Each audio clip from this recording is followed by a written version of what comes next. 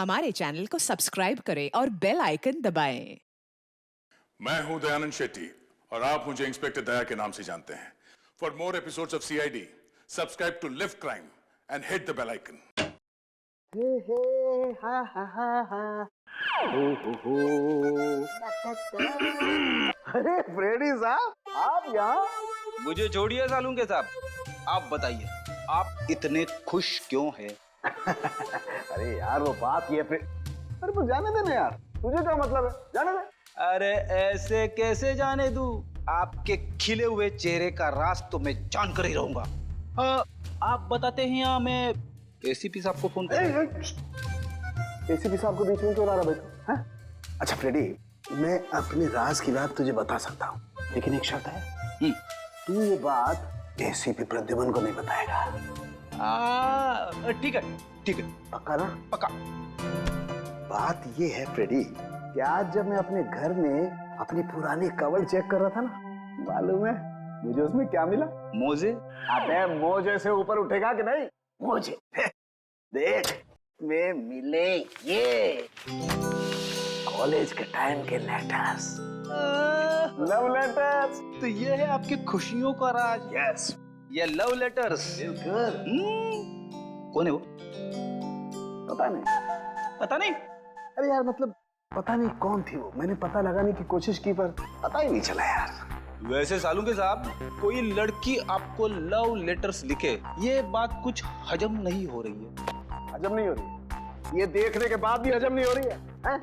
अभी तो मुझे समझता क्या है रेडी, कॉलेज के टाइम में मैं अपने आप में एक हीरो था, हीरो। अरे अपनी एक स्टाइल थी, वाह स्टाइल।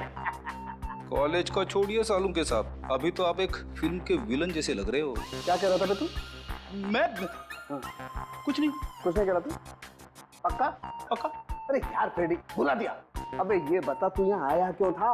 अरे सालूंके साहब, मैं भी भूल गया था। एसीपी साहब ने पोस्टमार्टम की रिपोर्ट मंगवाई है। अरे यार ये एसीपी प्रद्युमन हमेशा घोड़े पे सवार क्यों रहता है यार? बोला था ना करता हूँ अभी। टाइम लगता है फ्रेडी। सालूंके साहब, आज आप अकेले हैं क्या? तारिका दिख नहीं रही है। अरे तारिका को मैंने जरा काम से भेजा यार। वैसे तुझे क्या मतलब है तारिका से? कुछ नहीं, ऐसे ही। अच्छा यार फ्रेडी, एक बात समझ में नहीं आ रही है यार, खून तो इनका जहर की वजह से हुआ है, लेकिन ये जहर इनके शरीर में गया कैसे, ये बात समझ में नहीं आ रही है यार।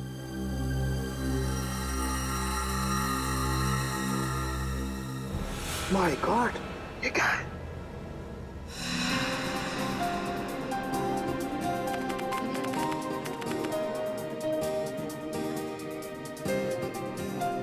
सर, कैसा महसूस कर रहे हैं आप? आपकी जिंदगी का सबसे बड़ा और पहला एग्जीबिशन है। पहली चीज तो हमेशा खासी होती है, फिर वो चाहे पहला प्यार हो, पहली बारिश का एहसास हो, या फिर मेरा एग्जीबिशन। और इस पे 4 चांद तो तब लगेंगे जब पीपलगढ़ की महारानी शांति देवी जी खुद मेरा एग्जीबिशन देखने आएंगी। अरे शांति देवी जी आ गई।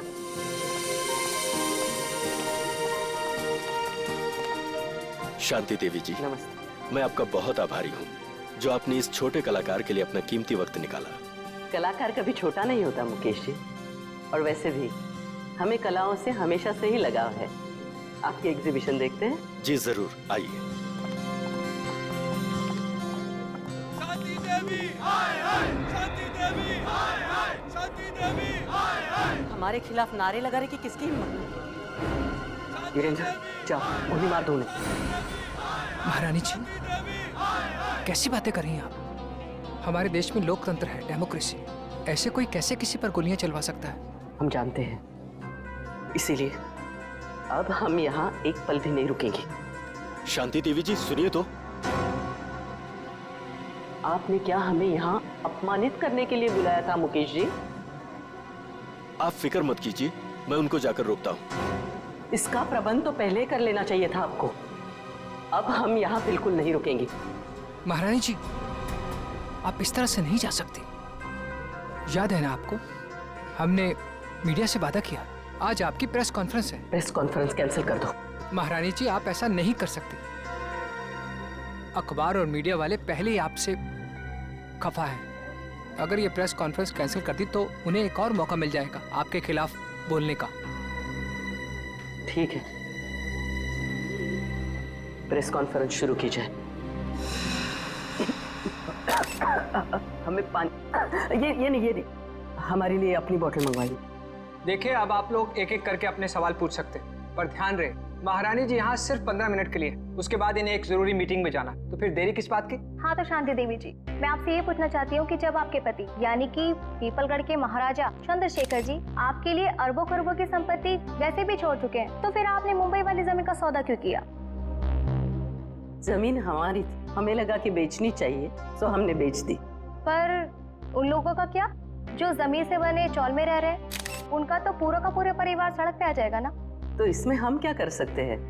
हमने तो उन्हें नहीं कहा था कि हमारी जमीन पे आके रहें। महारानी शांति देवी जी, क्या ये बात सच है कि मोहल्ले में रहने वाले लोग आपके फैसले से नाराज होकर आपको धमकीवर चिट्ठियां लिख रहे हैं? हाँ, उन्होंने हमें जान से मारने की धमकी दी है, लेकिन हम ऐसी धमकियों से नहीं डरने वाले। अगर आज हमारा राज होता तो ऐसी गुस्ताखी करने वाले लोगों को कब का हाथी के पैरों तले कुचल दिया होता।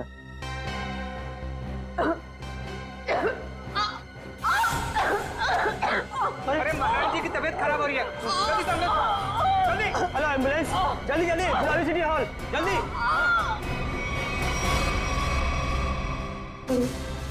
अरे महारानी जी तो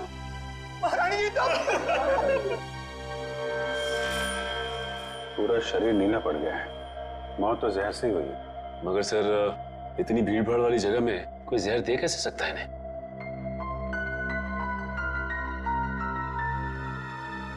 मिस्टर अनिकेत, आप रानी साहिबा के पीए हैं ना? जी सर। रानी साहिबा ने यहाँ आने से पहले कुछ खाया पिया था क्या? जी सर, महारानी जी ने सुबह हमेशा की तरह बाल्मी होटल में जूस पिया और हल्का सा नाश्ता किया, उसके बाद यहाँ आकर ये पानी पिया जो इन्होंने दिया था। नहीं साहब, मैंने कुछ नहीं किया, इसमें मिनरल वाटर था, मैं भला क्या कर सकता हूँ साहब? वो तो पता चल जाएगा।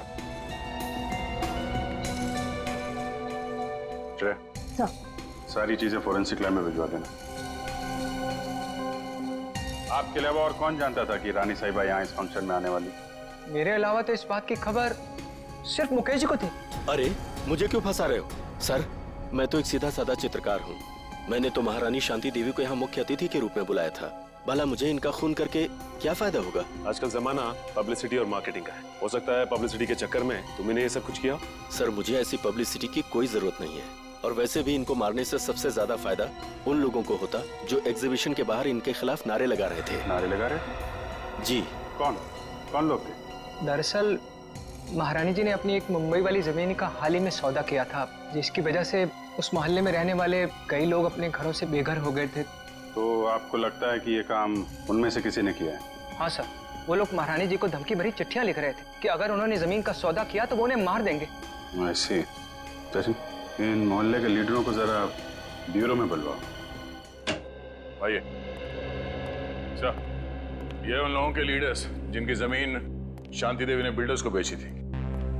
तो वो तुम लोग हो जो शांति देवी के खिलाफ जगह जगह नारा दे रहे थे? हाँ, लेकिन हमने कोई गलत काम तो नहीं किया ना साहब। भले ही वो होगी किसी पीपलगढ़ की महारानी, मगर सैकड़ों गरीबों को बेघर करने का उन्हें कोई हक नहीं है। तो तुम लोगों ने धमकी भरी चिट्ठी लिखोगे? उनकी जान ले लोगे? नहीं, हमने कोई धमकी भरी चिट्ठी नहीं लिखी, ना ही हमने किसी की जान लेने की कोशिश की। ये हमारे आंदोलन को बंद कराने की साजिश है। चुप! शांति देवी को चिट्ठी तुम में से किसी ने लिखी है, समझे? पता है हमें। रेडी? तो कागज और पेन दे दो।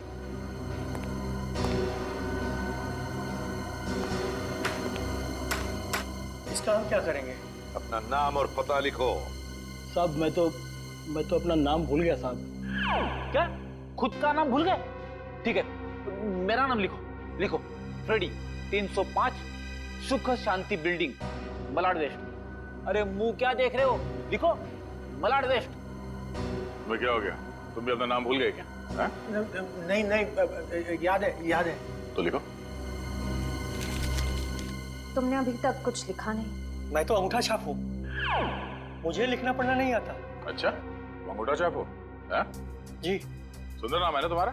जी साहब। पेशे से तुम एक जर्नलिस्ट हो, बीए किया है तुमने, और कई सालों से अपने मोहल्ले में 5वीं कक्षा से लेके 10वीं तक के बच्चों को क्लासेस देते हो। हा? ये सब बिना पढ़े लिखे किया तुमने? हा? क्यों? जी साहब, मैंने इस कुलदीप के कहने पे किया। फंसा दिया ना मुझे। अरे अरे अरे अरे, एक मिनट, मैं बताता हूँ ये दरवाजा कैसे खुलता है।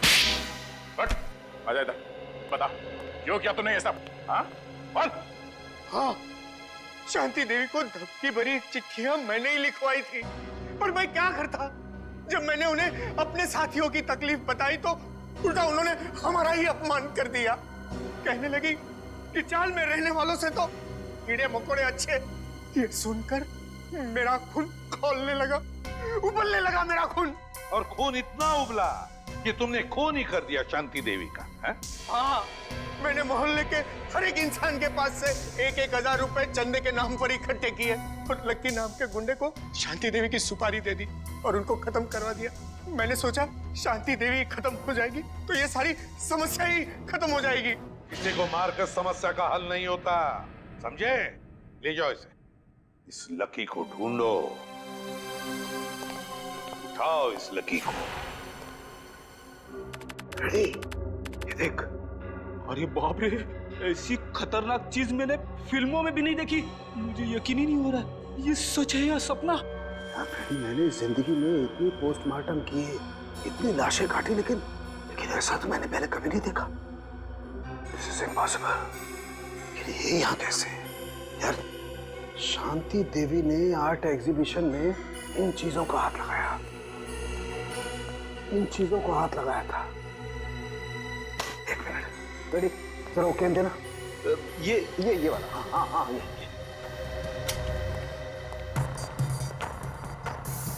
मैं एसीपी साहब को फोन करता हूँ। एसीपी साहब, जल्दी से फॉरेंसिक लैब में आइए, बहुत बड़ी गड़बड़ हो गई है। कमाल है, इसमें से तो किसी भी चीज का रंग नीला नहीं पड़ा। तो फिर ये इनके गले में आया कैसे?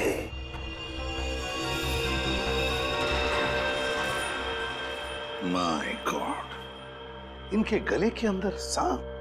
बॉस, अपने सीआईडी के कैरियर में बहुत कुछ देखा, बहुत कुछ सुना, बस यही बाकी रह गया था।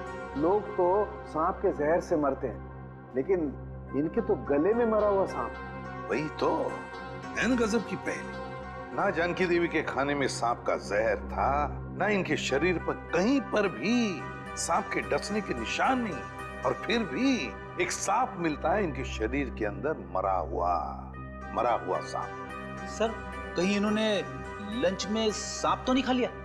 नहीं फ्रेडी, नहीं।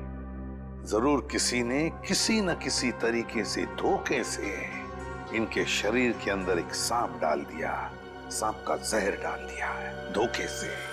सर, उन किराएदारों ने बताया था कि उन्होंने शांति देवी को मारने की सुपारी लक्की को दी थी। लक्की? तो फिर अब लक्की ही बताएगा कि शांति देवी के शरीर में उसने सांप डाला कैसे। क्या बात है बॉस, आप इतने परेशान क्यों? अरे राघव, घबराओ नहीं तो क्या करूं? सीआईडी वालों को लग रहा है कि शांति देवी का खून मैंने किया। मतलब शांति देवी का खून आपने नहीं किया? अरे मेरा दिमाग इतना खराब नहीं है राघव कि इतनी बड़ी हस्ती को मारने के बारे में सोचूंगा। मैंने तो सोचा था सिर्फ सुपारी के पैसे ले लूंगा और उन्हें मारूंगा नहीं, लेकिन मुझे क्या पता था कि वो सचमुच मारी जाएंगी और मैं फंस जाऊंगा। लेकिन सीआईडी तो यही सोच रही है कि खून आपने किया है। हाँ यार, इसलिए तो मैं ये देश छोड़कर जा रहा हूँ, और तुम लोग को भी जैसे मौका मिले ऐसी जगह चंपत हो जाओ जहाँ सीआईडी का हाथ तुम लोग तक न पहुंच पाए। बॉस, वो सब तो ठीक है, पर हमारा हिस्सा? अरे उसके बारे में तो मैंने कुछ सोचा ही नहीं। इतना काफी है कि तुम लोग रख लो। इतने सालों की वफादारी का ये इनाम। ये भी ले लो। इतना काफी है ना, बस बहुत ज्यादा लालच नहीं। ये मत भूलो कि मैं तुम लोग का बॉस हूँ। बॉस हो नहीं थे। क्या मतलब? मतलब ये कि अब हम तुम्हें इनाम देंगे और इसके बाद तुम्हें सीआईडी से कोई खतरा नहीं होगा। क्या कर रहे हो तुम लोग? तुम्हारा दिमाग तो ठिकाने पर है। सुनो, तुम ये पैसे आपस में बांट लो और किसी सुरक्षित जगह जाके छुप जाओ। क्या तुम्हें पैसे नहीं चाहिए थे राघव? पैसे बहुत है मेरे पास। मैं तो सिर्फ इतना चाहता हूँ कि शांति देवी के खून का केस तुम्हारी मौत के साथ बंद हो। मेरे साथ इतना बड़ा धोखा किया तुमने। कोई अपनी जगह से नहीं लेगा। सीआईडी फोन डालो इन्हें। निखिल पकड़ो इसको।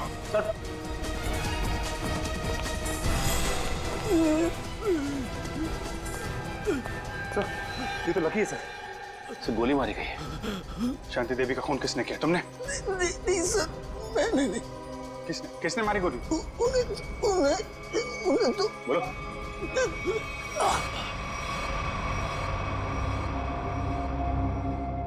ये तो मर गया। सर लगता है शांति देवी जी के खूनी ने इसका भी खून कर दिया ताकि हमें कुछ बता ना सके। भाग गया वो। सर काफी कोशिश की लेकिन हाथ से निकल गया सर।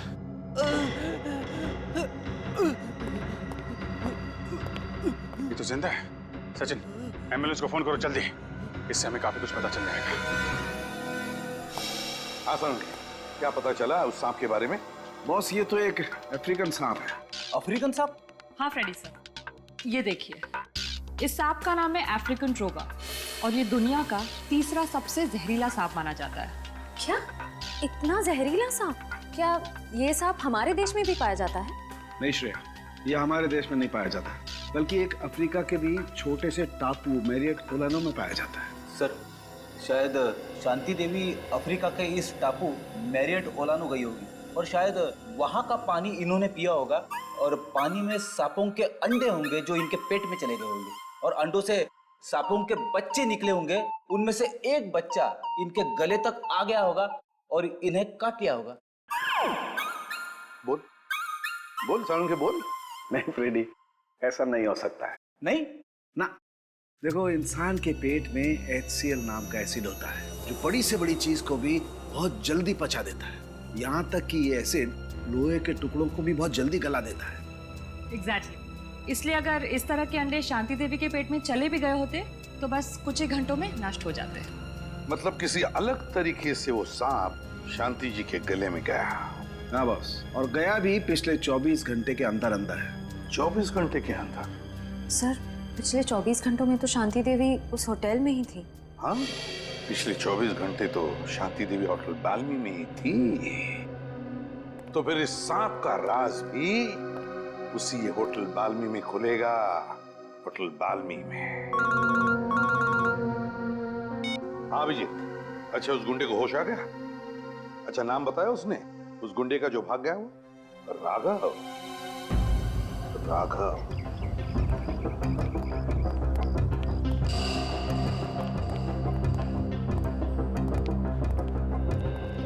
जी कहिए सर। सीआईडी कुछ गड़बड़ हुई है क्या सर? शांति देवी आपके होटल में ही ठहरी थी ना? जी हाँ सर, शांति देवी इसी होटल में ठहरी थी। बहुत बुरा हुआ उनके साथ। जी हाँ, बहुत बुरा हुआ और हमें शक है कि शांति देवी के खून में आपके होटल में से किसी एक का हाथ है। निखिल, सारे स्टाफ को इकट्ठा करो। सर देखिए सर, गलतफहमी हुई आपको। हमने साथ वालों को बोला जो हम में से किसी का हाथ नहीं है इसमें। पता नहीं आप लोग ऐसे क्यों कह रहे हैं। पिछले 24 घंटे से वो आपके होटल में थी। यहाँ से सीधे आर्ट एग्जीबिशन में गई और वहाँ पे उनकी मौत हो गई, है कि नहीं? जी हाँ सर, वो यहीं पे थी। इसका मतलब तो साफ है कि उनके पेट में जो सांप मिला हमें वो आपके होटल से ही आया है। अरे नहीं सर, हमारे यहाँ तो चूहा और कॉकरोच तक नहीं है, तो ये सांप कहाँ से आएगा? सांप कहाँ से आया और कैसे आया ये तो हम पता लगा ही लेंगे। आप लोग किसी को किसी पे शक है? कौन कर सकता है शांति देवी का खून? साहब मुझे तो लगता है केतन जी का हाथ है इस खून में। रमन ये क्या कह रहे हो तुम? अरे मैंने तुम्हारी पेमेंट नहीं बढ़ाई तो इसका मतलब ये कि तुम मुझे सीआईडी के केस में फंसा दोगे? पेमेंट की बात नहीं है साहब, मगर आपने शांति जी के लिए नया लॉन्ड्री वाला क्यों रखा? अरे मैं क्यों रखूंगा? मैंने किसी लॉन्ड्री वाले को नहीं रखा। एक मिनट, कोई नया लॉन्ड्री वाला आया था यहाँ पे? हाँ साहब, कल रात 9:30 बजे मैंने उसे शांति जी के कमरे में जाते हुए देखा था। जरा देखो, वो आदमी ये तो नहीं था? नहीं साहब, ये वो नहीं है जिसे मैंने शांति जी के कमरे में जाते हुए देखा था। इसे मैंने पार्किंग लॉट में देखा था। पार्किंग? मतलब राघव के साथ कोई और भी मिला है शांति देवी के खून में? उस आदमी ने लॉन्ड्री वाले के कॉस्ट्यूम पहन रखी थी। हाँ साहब। अपना लॉन्ड्री रूम दिखाइए। Please sir. ये रहा हमारा लॉन्ड्री रूम। ये पार्थो है, पिछले 5 सालों से हमारे इस होटल में काम कर रहा है। पार्थो ये सीआईडी वाले। सीआईडी? पर तो शांति देवी का खून हो गया, मालूम है ना तुम्हें? साहब उस खून में मेरा कोई हाथ नहीं है साहब। अरे भाई वो सब हमें पता है कि तुमने खून नहीं किया। ये बताओ कि किसी नए लॉन्ड्री वाले को देखा क्या होटल में तुमने? हाँ साहब, एक आया था पर आज वो काम पर नहीं आया। शायद आप ही ने तो उसे काम पर रखा था साहब। पार्थो ये कैसी बात कर रहे हो? इससे पहले मैंने किसी भी नए आदमी को अगर यहाँ पे रखा है तो सबसे पहले तुम लोगों से मिलवाया है। ना मैंने मिलवाया है और ना ही सर मैंने किसी को रखा है यहाँ पे। वो आदमी दिखता कैसा था? साहब आदमी तो बहुत लंबा चौड़ा था पर उतना ही आलसी। रानी साहिबा के अलावा किसी भी कमरे की चादर बदली नहीं किया साहब उसने। अच्छा, तो आपने उससे पूछा नहीं कि वो बाकी कमरों की चादरें क्यों नहीं बदल रहे? अब पूछा था साहब, अंग्रेजी भी बोल रहा था और अंग्रेजी हमें आती नहीं। अंग्रेजी में पट्टी पढ़ा के निकल गया। काफी चालाक आदमी है। उस आदमी का स्केच बनवाना होगा तुमको, ठीक है? हाँ साहब। ठीक है। वो सांप उस आदमी ने यहीं कहीं छुपा के रखा था। साहब मुझे सांप से बहुत डर लगता है साहब। ठीक है ठीक है, आप लोग जरा बाहर जाइए, हमें यहाँ की तलाशी लेनी है। हाँ साहब।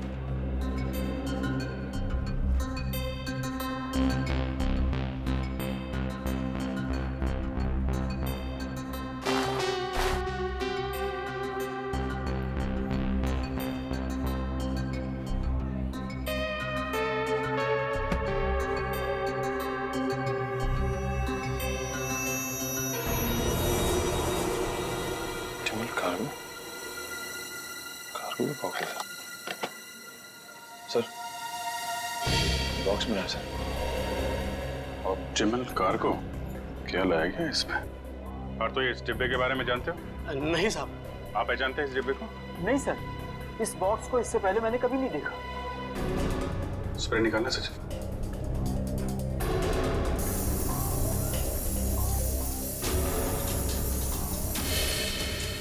नीला हो गया, मतलब वो सांप इसी डब्बे में लाया गया है। Optimal cargo. कहिए सर, कुरियर करना है आपको? हाँ, सिर्फ इंडिया में कुरियर भेजते हो या बाहर देश भी कुरियर भेजते हो? अरे सर हर जगह, लंदन, पेरिस, चीन, जापान, यूके, यूएसए, जहाँ भी, दुनिया के हर कोने में आपका पार्सल पहुंच जाएगा। अरे वाह, और क्या क्या भेजती है आप कुरियर में? सब कुछ सर, जैसे किताबें, कपड़े, तस्वीर और ऑफिशियल कागजात वगैरह। और सांप? क्या? हाँ, सांप भेजते हैं आप कुरियर में? ये क्या कह रहे हैं आप? सांप भला कोई कुरियर में भेजता है क्या? अब ये तो आप ही बताओगे। हाँ? आपके कुरियर कंपनी के इस बॉक्स में सांप भेजे गए थे। ये कैसी बात कर रहे हैं आप? अच्छा, इस बॉक्स पे जो ये लेबल लिखा है उसे पता कर सकते हैं कि ये पार्सल किसने भेजा था? ए मिस्टर, तुम होते कौन हो मुझे ऑर्डर देने वाले? हैं? सीआईडी सर, मैं आपको यकीन दिलाता हूँ कि डिब्बा तो हमारा है, लेकिन वो सांप को कुरियर हमने नहीं किया है। सर मुझे तो कुछ गड़बड़ लग रही है। क्यों? आपको बदबू नहीं आ रही है क्या? अरे कहाँ बदबू आ रही सर? कोई बदबू नहीं आ रही है। बदबू आ तो रही है। ये क्या अंदर? अरे सर अंदर अंदर कुछ भी नहीं है। सर अंदर कहाँ जा रहे हैं? अंदर सर जाने का। चुपचाप कोने में खड़े हो जाओ, चलो। सर वो जो बॉक्सेस होते हैं ना, वो कुरियर के वो हैं और कुछ भी नहीं है। थोड़ी देर के लिए मुंह बंद रखोगे? बदबू यहाँ से आ रही है। खड़ी। अरे ये सर क्या हुआ? मेरा काम वाला जो 3 दिन से आ नहीं रहा है, तो कचरे जमा हो गए, उसी कचरे का बदबू है सर, और कुछ भी नहीं है। ठीक है, हम तुम्हारा कचरा साफ कर देते हैं। रेडी? जरा ये हटाओ। सर ये कुछ भी नहीं सर। सर सुनिए सर सुनिए। रेडी? कुरियर कंपनी के आड़ में जानवरों की तस्करी करते हो तुम लोग? हाँ? अबे कहाँ भागोगे? हाँ? चल आज मैं तेरा कुरियर भेज देता हूँ सीधे जेल में। सर मुझे माफ कर दीजिए, मुझे बहुत बड़ी गलती हो गई। मैं आइंदा से जानवरों की तस्करी का ख्याल भी अपने दिमाग में नहीं लाऊंगा सर। चुप! इतने सारे विदेशी जानवर मिले तुम्हारे गोदाम में? हाँ? कब से तस्करी कर रहे हो ये? पिछले 5 साल से। पिछले 5 साल से? और अफ्रीकन सांप, अफ्रीकन ट्रोबा, वो कहां से लाया तुमने? किसके कहने पर मंगवाया वो? बताओ। देख, ये सिर्फ जानवरों की तस्करी का मामला नहीं है, एक आदमी का खून भी हुआ है, समझा? तेरे मुंह पे लगा हुआ ये ताला तुझे सीधे फांसी के फंदे तक ले जाएगा। बोल, जल्दी बोल। राघव ने मुझे इसके लिए 5 लाख रुपए दिए थे और अफ्रीका से ट्रोबा सांप मंगवाया था, लेकिन मुझे पता नहीं था कि वो इनका इस्तेमाल किसी की जान लेने के लिए करेगा। अच्छा, तो तुझे क्या लगा इतना खतरनाक जहरीला सांप वो जुर्म करने के लिए नहीं तो क्या अपने घर पे पालने के लिए मंगाएगा? हाँ? सर मुझे माफ कर दीजिए, मुझसे बहुत बड़ी भूल हो गई। कितने सांप मंगवाए थे? सर दो हम सांप मंगाए थे। दो? पर सर हमें शांति देवी के गले में से सिर्फ एक ही सांप मिला था। हाँ ये बात तो है, एक ही सांप मिला था, एक ही सांप। और ये कीमती हार ये कहां से आया तुम्हारे पास है? सर ये हार राघव ने मुझे दिया था मेरे काम से खुश होकर और कहा था कि ये पीपलगढ़ के राजघराने का हार है सर। पीपलगढ़ के राजघराने का हार? राघव के पास ये हार कहां से आया?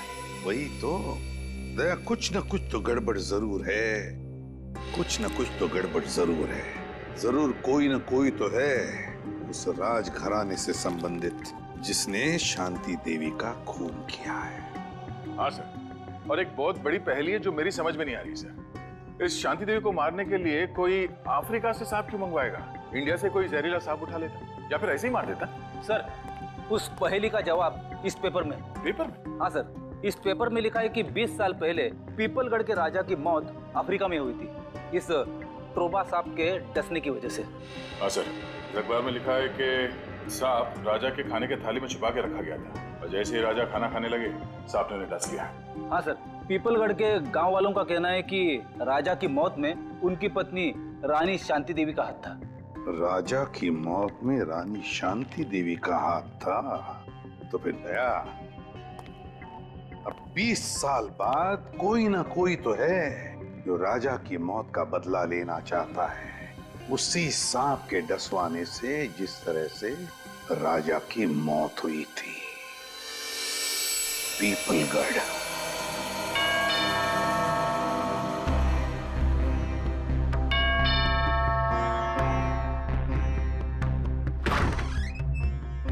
आप लोग? हम लोग सीआईडी से हैं। शांति देवी की मौत के सिलसिले में हम कुछ पूछताछ करने आए।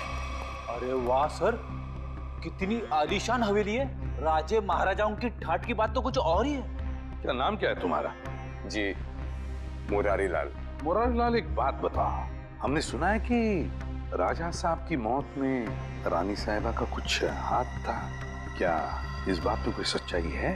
क्या लगता है तुम्हें? कुछ पक्का तो नहीं कह सकते साहब, लेकिन कहीं ना कहीं इस बात में कुछ ना कुछ सच्चाई तो जरूर है। बिना आग के धुआं नहीं उठता साहब। तुम्हारे हिसाब से यहाँ की रानी के पास कोई ठोस वजह थी राजा का खून करने की? जी हाँ साहब, राजा साहब की मौत के बाद सारी दौलत सारी जायदाद रानी साहिबा की हो गई थी। इससे बड़ी और क्या वजह हो सकती है राजा साहब को अपने रास्ते से हटाने की? क्यों, दोनों को कोई औलाद नहीं थी क्या? नहीं साहब, इसी बात का तो दुख है कि राजा साहब के बाद इस वंश को चलाने वाला और कोई नहीं है। क्या हुआ था? सर जरा ये पेंटिंग देखिए, होटल में उस लॉन्ड्री वाले का जो स्केच बनवाया था वो स्केच इस पेंटिंग से मिलती जुलती है सर। ये देखिए। हाँ, लगता तो वही चेहरा है, सिर्फ इस स्केच में इस दाढ़ी की कमी है। ये तो राजा साहब की तस्वीर है, इन्हें मरे हुए तो बरसों बीत गए। अगर ये राजा साहब की तस्वीर है तो फिर हो सकता है ये स्केच राजा साहब के बेटे का है। नहीं नहीं, उनकी कोई संतान नहीं थी। पता नहीं क्यों मुझे लग रहा है कि ये हमसे कुछ छुपा रहा है। अरे नहीं साहब, मैं भला आप लोगों से कुछ क्यों छुपाऊंगा? देखो मुरारी लाल, तुम कोई दूध के धुले नहीं हो। अगर यही बात होती तो तुमने अपना शक बोल के क्यों नहीं दिखाया पुलिस वालों को कि राजा साहब की मौत में शायद रानी साहब का हाथ है? साहब, हम इस हवेली के नौकर हैं। नमक खाया हमने, जान दे देते, पर उन पर कोई आंच नहीं आने देते। तुम नमक का हक अदा करने की कोशिश तो नहीं कर रहे हो अपने राजा के बेटे को बचाने की? मैंने कहा ना, उनका कोई बेटा नहीं है। जरा महल देख लो, मैं आता हूं अभी। हाँ सर।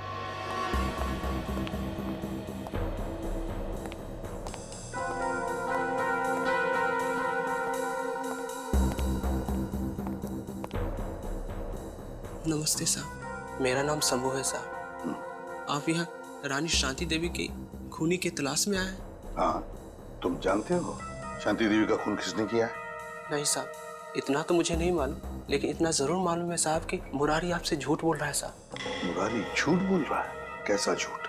यही कि राजा साहब की कोई संतान नहीं है। उनका एक बेटा है विक्रमजीत, उनकी पहली पत्नी विजया देवी से। विक्रमजीत पहली पत्नी विजया देवी से? तो राजा साहब ने शांति देवी के साथ कब शादी की? उनकी पहली पत्नी विजया देवी की मौत के बाद विक्रमजीत दूसरी शादी शांति देवी से कर ली साहब। अच्छा शंभू, ये विक्रमजीत है कहाँ पर? हो सकता है विक्रमजीत ने खून किया हो शांति देवी का, है ना? नहीं साहब, विक्रमजीत तो पहले ही मर चुके हैं साहब। हाँ साहब, हम दोनों एक उम्र के थे साहब, बचपन में साथ खेला करते थे साहब। जब अफ्रीका से राजा साहब की मौत की सूचना आई, उसके कुछ दिन बाद मुरारी विक्रमजीत को नदी किनारे ले गए शांति देवी के कहने पर। और मुरारी ने विक्रमजीत को मार डाला है? जी साहब, उसने कहानी बना दी कि विक्रमजीत खेलते खेलते नदी में डूब गया।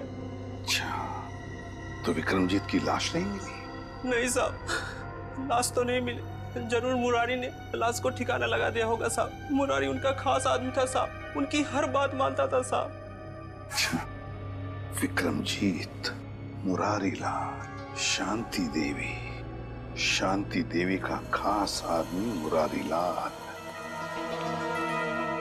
सर, हम ऐसे वीरान होटल में क्यों रुके हैं? मैं तो कहता हूँ इस मुरारी के बच्चे को पकड़ते और वापस चलते मुंबई। और शांति देवी के खूनी का क्या? उसकी छानबीन किए बगैर वापस चले जाएंगे? तुम्हें वापस जाना है? अरे नहीं सर। सर, मुझे लगता है कि शांति देवी को मारने वाला राजा का बेटा विक्रमजीत ही है। इस मुरारी लाल ने उसे पानी में डुबो के मारने की कोशिश की होगी, पर हो सकता है वो किसी तरह से बच गया। हाँ दया, मुझे भी यही लगता है। लगता है कि विक्रमजीत अभी भी जिंदा है और उसी ने शांति देवी का खून भी किया है। इस विक्रमजीत को तो हम लेकर ही जाएंगे। मगर सर, अगर विक्रमजीत वापस गांव में आया तो गांव वाले उसे पहचान लेंगे। मुझे नहीं लगता वो वापस आएगा। विक्रमजीत ने शांति देवी का खून करके अपने पिता की मौत का बदला तो ले ही लिया। बचा है मुरारी लाल। अब मुरारी लाल से हिसाब पूरा करने के लिए विक्रमजीत जरूर वापस आएगा। हम उसका इंतजार करेंगे। शंभू जी, जा दरवाजा खोल। हमेशा मुझे ही बोलते। क्या? कुछ नहीं। अरे शंभू बेटा! अरे वाह वाह वाह शंभू, मजा आ गया। अरे वाह वाह वाह। अरे आप लोग कौन? अरे आपने चाचा को भूलियो। चाचा? अरे मेरे कोई चाचा नहीं है। लो कर लो बात। अब आप बोलोगे कि आपका कोई चचेरा भाई भी नहीं है, यानी कि हम। अरे गुंगा भाई। अरे जब चाचा नहीं है तो चचेरा भाई कहाँ से आ गए? अरे ये लो, राजा साहब के महल में काम करने लगो तो भूल गए खानदान को। याद दिलाओ। आ जाता।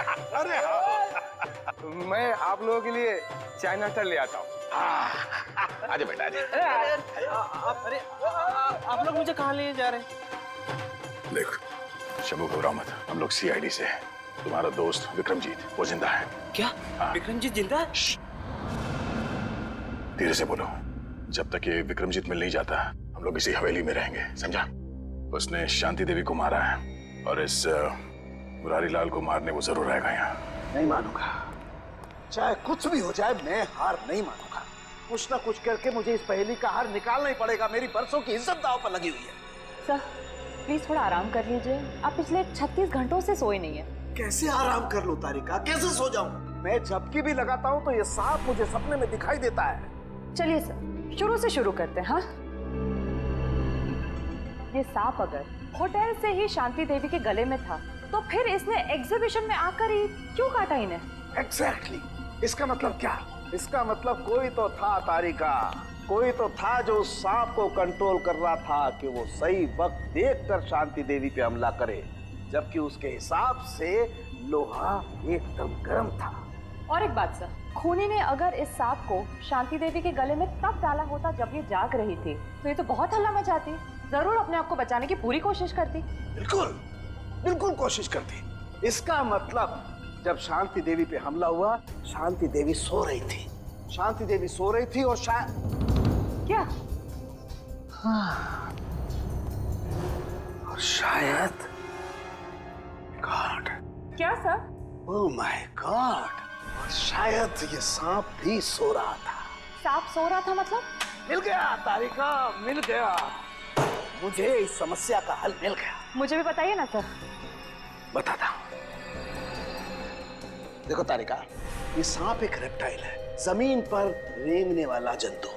रेप्टाइल्स कोल्ड ब्लडेड एनिमल होते हैं, शीत रक्तधारी जंतु। ये मौसम के हिसाब से अपने शरीर का तापमान बदल नहीं सकते हैं, और इसलिए जब बहुत ज्यादा ठंड होती है ये सांप हाइबरनेशन में चले जाते हैं, शीत निद्रा में चले जाते हैं। ओह गॉड, इसका मतलब सर खूनी ने जानबूझकर इस सांप को ठंडी जगह पे रखा। बिल्कुल, ताकि वो हाइबरनेशन में चले जाए। यस। पर सर, अगर ये सांप भी सो रहा था और शांति देवी भी सो रही थी, तब भी अपना सवाल तो वही का वही है कि ये सांप शांति देवी के खाने की नली तक पहुंचा कैसे? खाने की नली तक पहुंचा कैसे? एक मिनट, ये सांप शांति देवी की खाने की नली तक पहुंचा कैसे तारिका? ये शायद हमें इस सांप की चमड़ी बताएगी। एक मिनट, एक मिनट।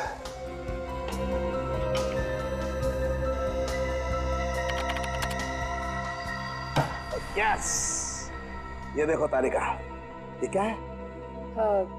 Poppy seed oil. और ये पॉपी सीड ऑयल इस सांप की चमड़ी पर लगा हुआ है। लेकिन सर, सांप तो ऐसा कोई तेल अपने शरीर से निकालते नहीं है ना? Exactly right. तो इसका मतलब क्या? इसका मतलब ये कि ये पॉपी सीड ऑयल नेचुरल तरीके से, प्राकृतिक रूप से इस सांप की चमड़ी पर नहीं आया है तारिका। किसी ने जानबूझकर ये पॉपी सीड ऑयल इस सांप की चमड़ी पर लगाया है तारिका, ताकि ये सांप एकदम स्मूथ हो जाए और आराम से शांति देवी के फूड पाइप में जाकर के बस जाए।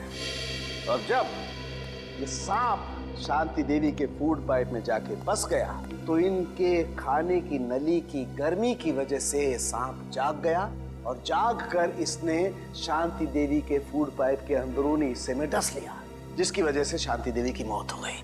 और क्योंकि शरीर के अंदर इस सांप को भी ऑक्सीजन नहीं मिला होगा, ये भी मर गया। एग्जैक्टली।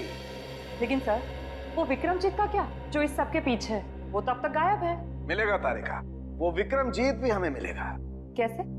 ये पॉपी सीड ऑयल जो हमें सांप की चमड़ी पर मिला है तारिका, ये पॉपी सीड ऑयल ही हमें उस विक्रमजीत तक लेके जाएगा।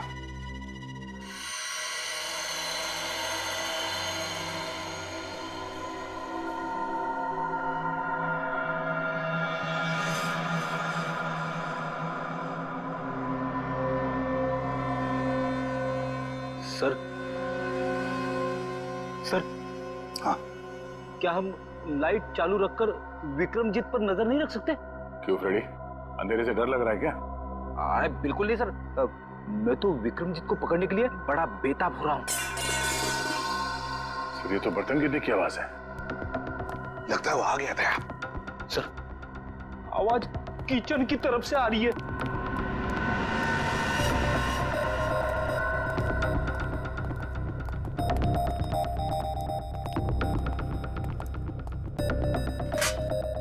बर्तन गिरा हुआ है। बिल्ली ने गिराया होगा। नहीं फ्रेडी, बिल्ली नहीं।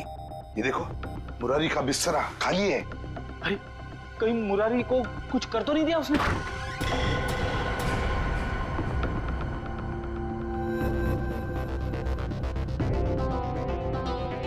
सर, ये तो अकेला है। मुरारी कहाँ है? रुक जाओ, मैं तो गोली चला दूंगा।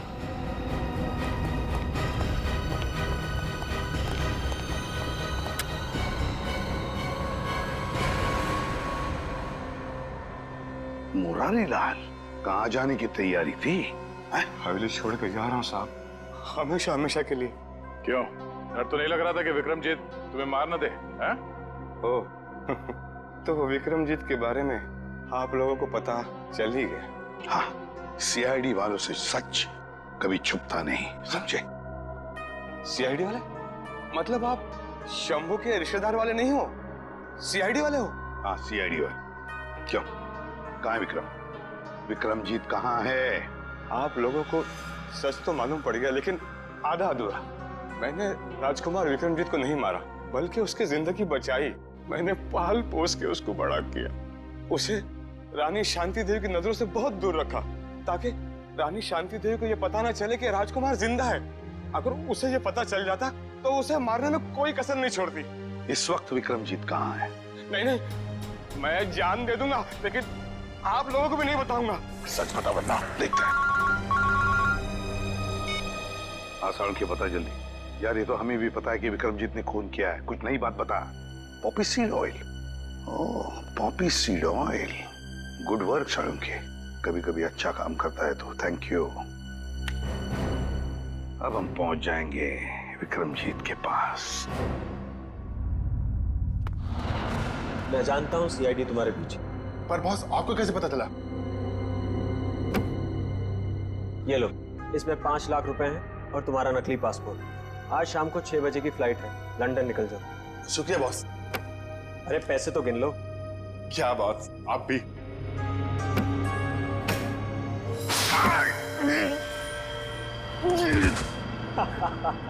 तुम्हें क्या लगा मैं तुम्हें लंदन भिजवाऊंगा? अब तुम सीधा नर्क की फ्लाइट पकड़ोगे। बड़ा धोखा। इसे कहते हैं बुरे काम का बुरा नतीजा। घबराओ मत, सांप के जहर की दवाई हम अपने साथ लेकर आए हैं। श्रेया, मुंह खोलो। सीआईडी? हाँ सीआईडी। क्यों, हमको देख के बहुत धक्का लगा पेंटर बाबू?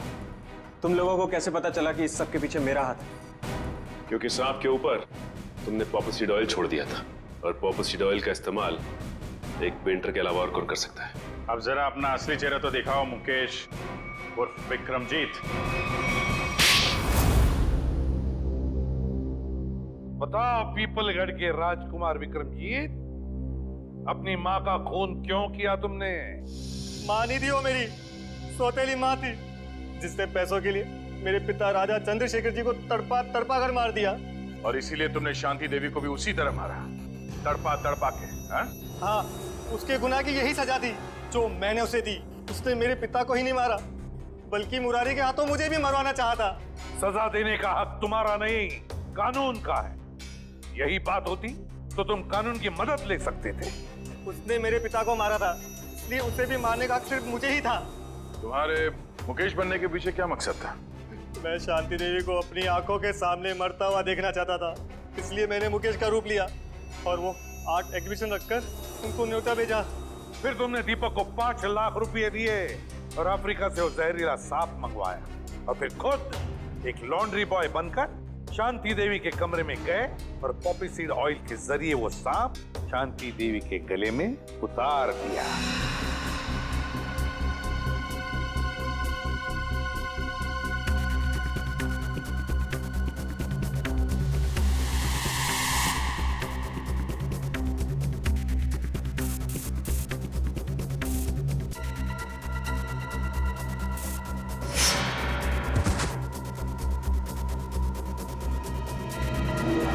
बचपन से मालूम था कि शांति देवी ने तुम्हारे पिता को मारा है? तो फिर तुमने इतने सालों तक इंतजार क्यों किया और यही समय क्यों चुना शांति देवी का खून करने के लिए? क्योंकि मुझे सही समय का इंतजार था। सही समय का इंतजार? और तुम्हारा सही समय आ गया जब शांति देवी ने अपनी मुंबई की प्रॉपर्टी 300 करोड़ में बेच दी। विक्रमजीत, तुम्हें बदला नहीं चाहिए था, तुम्हें चाहिए था 300 करोड़ और वो सारी जायदाद, है ना? 300 करोड़ बहुत बड़ी रकम होती है, पर आपको ये कैसे पता चला? इस फाइल के जरिए। ये फाइल जो हमें तुम्हारे घर से मिली, इसमें है वो डीएनए रिपोर्ट, तुम्हारा डीएनए रिपोर्ट। विक्रमजीत, तुम जानते थे कि अगर इस जायदाद को कोई वारिस नहीं तो सारी जायदाद, सारा पैसा ट्रस्ट में जाएगा, और इसलिए तुमने प्लान बनाया और अपना डीएनए रिपोर्ट तैयार किया, ये साबित करने के लिए कि तुम ही इस जायदाद के असली वारिस हो। पर अफसोस, वो 300 करोड़ की लालच, वो जायदाद की लालच तुम्हें राजगद्दी पर नहीं, फांसी के फंदे पर ले जाएगी। फांसी के फंदे पर। For more updates, subscribe to our channel, click the show links and enjoy watching the videos.